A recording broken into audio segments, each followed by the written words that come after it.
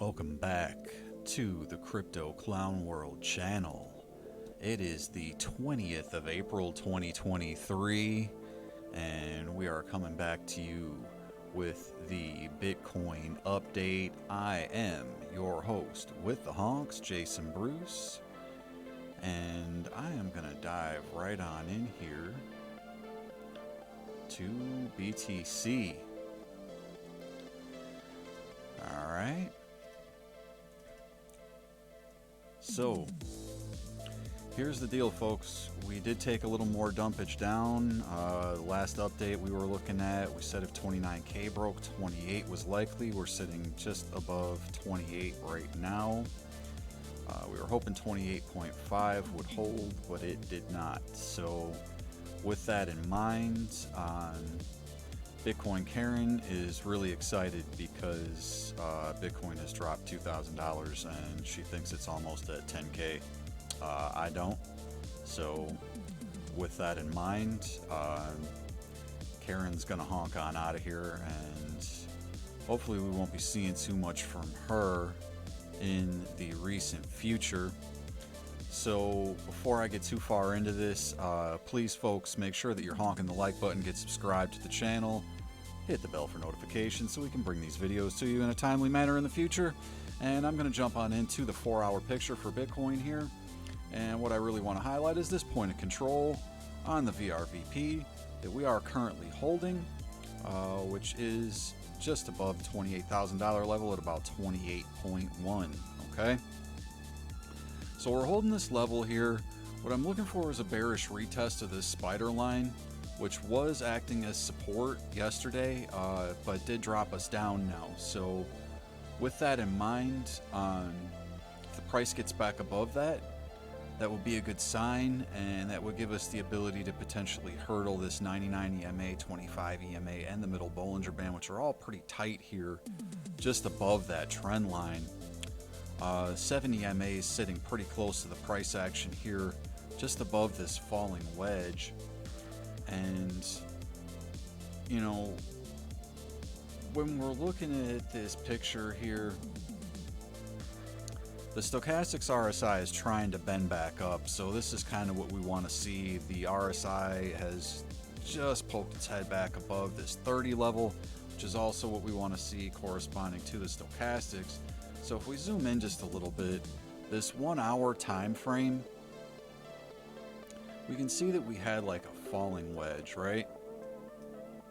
And typically these falling wedges have a bullish bias. So the breakout on this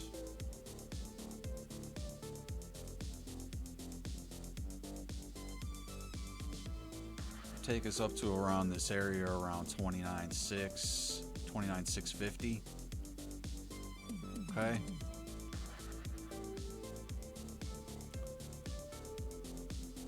So that would at least get us going on the 1 hour.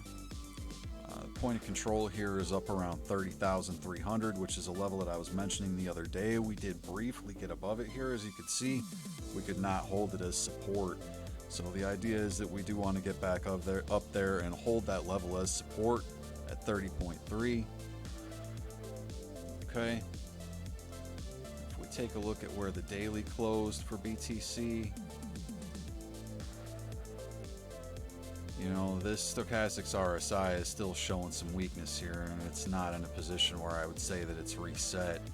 And this RSI here is fighting this 50 level, which isn't necessarily a sign of strength.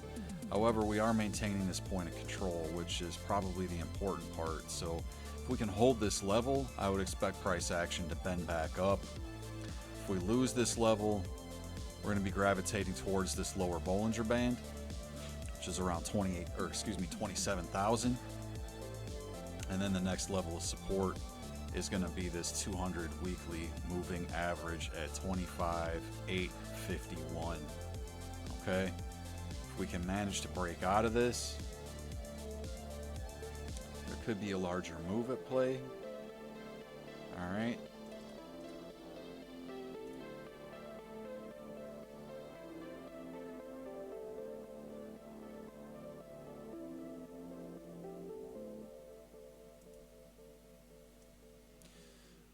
So if we can get this to break out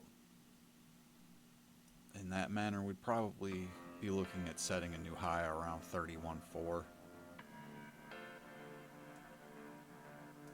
Okay. How likely that is to happen right now, I'm not 100% sure. Can't be 100% sure with BTC, and with the momentum right now, typically when we lose the middle Bollinger Band, we have to reset at the lower one. So if we don't gravitate to that area, it will be somewhat anomalous. But when we stay bullish in these types of patterns, you can see that we didn't hear, and we've been, kind of holding that type of a thing where, even though we've been dipping, we're not resetting on that lower Bollinger Band. So it may take time before that actually happens, but we'll have to see what happens within that intraday picture. As far as the super zoomed in view for Bitcoin right now, the 7-minute is trying to give us a little bit of hope here as we're trying to break out of this smaller triangle that's formed. But we're pretty overbought on the stochastics RSI. Even if we just zoom out a little bit, we're still overbought on the 15 and the 30. But the hourly is showing us that we've got some room to recover here. And if we're able to gravitate to the upper Bollinger Band and the 99 EMA, that could get us back in the pattern. So really we just want to get back above 29,000, or we're not going to be able to keep moving up. That would really constitute a bearish retest of this spider line, and that would probably be a nasty rejection. So we'll try to avoid that. Now, if we take a look at a few other things corresponding to the current price action, on the 4-hour time frame for the US dollar tether dominance, it looks like there was this spike here, but it's kind of getting a little bit gassed. You've got the stochastics RSI pointing down in an overbought territory, and the RSI is also in an overbought territory. Typically, once it gets up there, it does have to reset. So the hope would be that this USDT dominance comes back down here, and then that'll flow into Bitcoin and our alts. We do, however, have this 200 daily moving average up above the current area where the dominance is at, which is just above 7% right now, and that moving average is just below 7.5%. So there is a potential that the price action still gravitates up towards that, and the daily does kind of give that away, as the stochastics RSI still has some momentum. The upper band is above where we're at right now. Price action is above this point of control, and really just kind of negotiating this pattern here. More than likely going to be gravitating back to the top of that pattern, which is at like 7.75%-ish dominance. If we take a look at the Bitcoin dominance, however, it's trying to flag out on this 4-hour time frame. And the idea here would be to hold this support, which I had mapped out before, and then renegotiate this point of control. Okay, so the 4-hour stochastics RSI is currently oversold. That may give us some room to move up.